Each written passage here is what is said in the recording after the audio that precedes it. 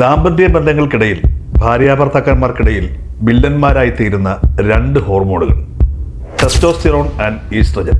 Testosterone പുരുഷന്മാർക്കും oestrogen സ്ത്രീകൾക്കും ഏറ്റവും പ്രധാനപ്പെട്ടതാണ്.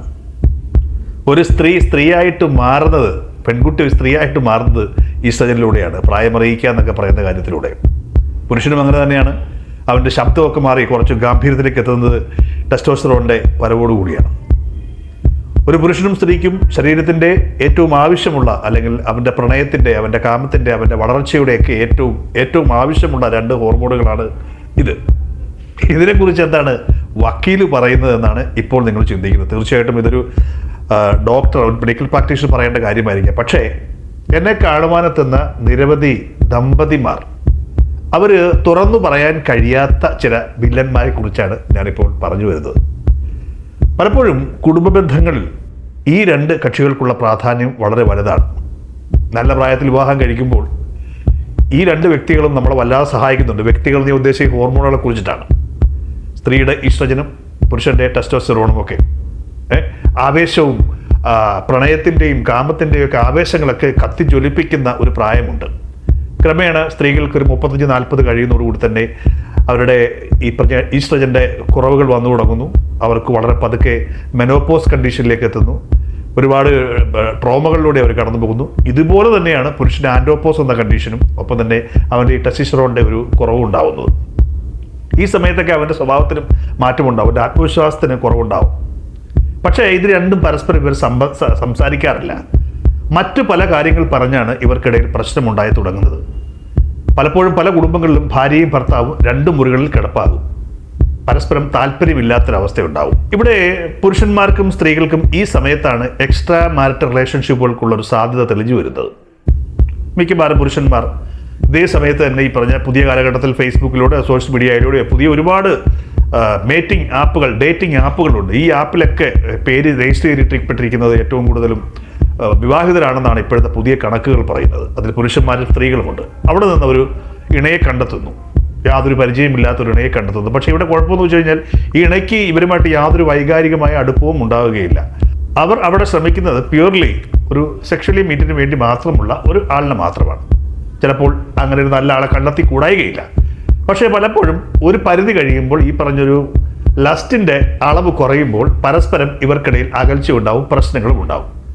മിക്ക കേസുകളും രണ്ടുപേരും രണ്ട് വഴിക്ക് പോയെന്ന് വരാം. ചില കേസുകളിലെങ്കിലും ചിലപ്പോൾ കണ്ടെത്തുന്ന പുരുഷനോ സ്ത്രീക്കോ കൂടുതൽ ഇഷ്ടം കൂടുകയും മറ്റേയാൾക്ക് ഇഷ്ടം കുറയുകയും ചെയ്യും. അവിടെയാണ് പ്രശ്നങ്ങൾ ഉണ്ടാകുന്നത്. പതുക്കെ കുടുംബ ബന്ധങ്ങളിലേക്ക് ഇത് വ്യാപിക്കുകയും അത് പതുക്കെ ദാമ്പത്യ പ്രശ്നങ്ങളിലേക്കും ഡിവോഴ്സിൻ്റെ മറ്റ് തലങ്ങളിലേക്കും ഡൊമസ്റ്റിക്കൽ വയലൻസിലേക്കും ഒക്കെ എത്താറുണ്ട്. അപ്പോൾ നമ്മൾ ചിന്തിക്കുന്നുണ്ടാവും, ഈ രണ്ട് വില്ലന്മാരെ എങ്ങനെ ഒഴിവാക്കാൻ പറ്റും? ഒരിക്കലും ഒഴിവാക്കാൻ പറ്റുന്നൊരു കാര്യമല്ല. പരസ്പരം മനസ്സിലാക്കി മുന്നോട്ട് പോവുക എന്നുള്ളത് തന്നെയാണ്, തുറന്ന് സംസാരിക്കുക എന്നുള്ളത് തന്നെയാണ് ഏറ്റവും വലിയ കാര്യം. നമുക്കറിയാം സോഷ്യൽ മീഡിയ ഏറ്റവും കൂടുതൽ സബ്സ്ക്രൈബേഴ്സ് ഉള്ള പെൺകുട്ടികൾക്ക് ഏറ്റവും കൂടുതൽ സബ്സ്ക്രൈബേഴ്സ് ഉള്ള സമയമാണ്.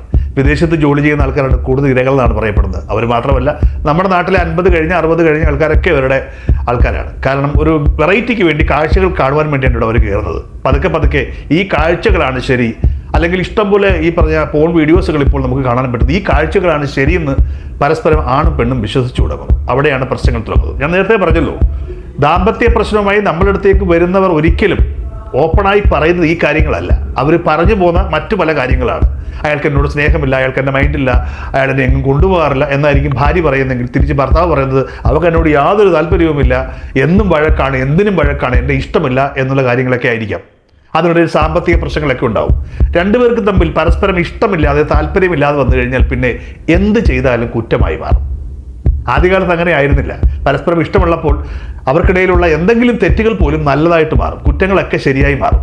പക്ഷേ പരസ്പരം ഇഷ്ടമില്ലാതെ വന്നു കഴിഞ്ഞാൽ എല്ലാ ശരികളും തെറ്റുകളായിട്ട് മാറും, നോക്കുന്നത് പോലും തെറ്റായിട്ട് മാറുന്നൊരവസ്ഥയിലേക്ക് എത്തും.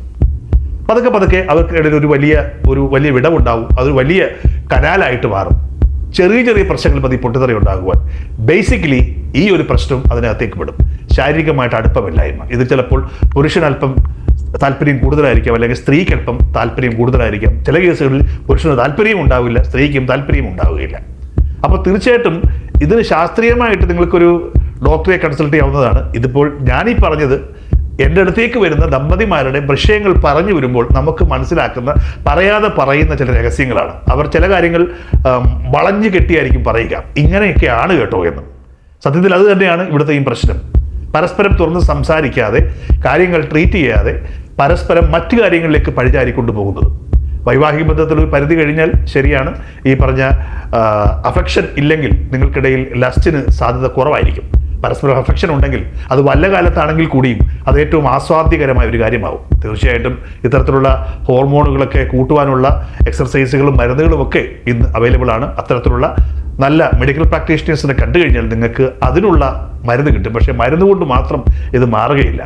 പരസ്പരം മനസ്സിലാക്കുന്നിടത്താണ് ഏറ്റവും വലിയ കാര്യം. നിങ്ങളുടെ ഇടയുടെ കുഴപ്പങ്ങൾ എന്തൊക്കെയാണ്, പ്രശ്നങ്ങൾ എന്തൊക്കെയാണെന്ന് പരസ്പരം മനസ്സിലാക്കുന്നതിലൂടെ, ഷെയർ ചെയ്യുന്നതിലൂടെ, പരസ്പരം സംസാരിക്കുന്നതിലൂടെ ഒരു പരിധിവരെ ഇതൊക്കെ മാറ്റാൻ കഴിയുമെന്നാണ് ഒരു അഭിഭാഷകൻ എന്ന നിലയ്ക്ക് എനിക്ക് പറയാനുള്ളത്. എന്തിനും ഏതിനും കോടതികളിലേക്ക് നീങ്ങുന്നതിന് മുമ്പ് സ്വയം ഒന്ന് പുനർചിന്തനം നടത്തേണ്ട സമയമാണ്. ഇത്തരത്തിൽ പലപ്പോഴും നിങ്ങൾക്കിത് ഓപ്പണായി സംസാരിക്കുവാൻ ആരും ഉണ്ടാകില്ല. അങ്ങനെ പറഞ്ഞാൽ എങ്ങനെ എടുക്കും എന്നൊരു സംശയമുണ്ട്. ഇത്തരം ഘട്ടത്തിലാണ് ഒരു കൗൺസിലറുടെ ആവശ്യം അല്ലെങ്കിൽ ഒരു നല്ല ഫ്രണ്ടിൻ്റെ ആവശ്യം നിങ്ങൾക്ക് ഉണ്ടാവുന്നത്. തീർച്ചയായിട്ടും അത്തരത്തിലുള്ള ഒരു നല്ല ഫ്രണ്ട് നിങ്ങൾക്കുണ്ടാവട്ടെ, ഒരു നല്ല കൗൺസിലർ നിങ്ങൾക്കുണ്ടാവട്ടെ.